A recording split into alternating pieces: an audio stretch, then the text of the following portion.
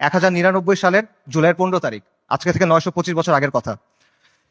খ্রিস্টান ইতিহাসবিদরা লিখছে যে তারা এমন ভাবে ম্যাসাকার করছে যে রাস্তায় কিছু কিছু জায়গায় পায়ের গোলারি পর্যন্ত মানুষের রক্ত ছিল, আর কিছু কিছু জায়গায় রক্ত ছিল হাঁটু পর্যন্ত, মুসলিমদের রক্ত।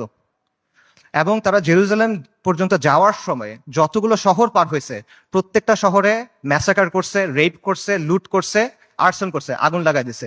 এবং এখানেই শেষ না, তারা ক্যানিবালিজম করছে। ক্যানিবালিজম বুঝেন? মানুষের মাংস খাওয়া। এটা ঐতিহাসিকভাবে প্রমাণিত। সিরিয়ার উত্তর পশ্চিমে একটা শহর আছে আল মারাতুন নুমান। এই শহরে 1098 সালে খ্রিস্টান হিস্টোরিয়ানদের লেখার মধ্যে আসে যে তারা মুসলিমদের লাশ সিদ্ধ করে খাইছে, বড়দের লাশ, প্রাপ্তবয়স্কদের লাশ এবং শিশুদের লাশ স্পিড রোস্ট করছে। স্পিড রোস্ট মানে বোঝেন?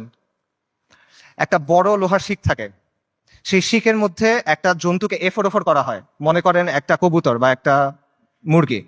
তারপর এটা আগুনের উপর ঝুলানো হয় শিকটা, তারপর এটা ঘুরানো হয়, তখন আগুনটা ঝলসায় মাংসটা রান্না হয়।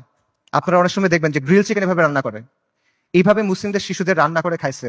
আমি বানায় বলতেছি না। ক্যানিবলস অ্যান্ড ক্রুসেডার্স একাডেমিক পেপার আছে, খুঁজে দেখেন, সেখানে প্রাইমারি সোর্স দেওয়া আছে, 12টা খ্রিস্টান সোর্স থেকে এটা প্রমাণিত।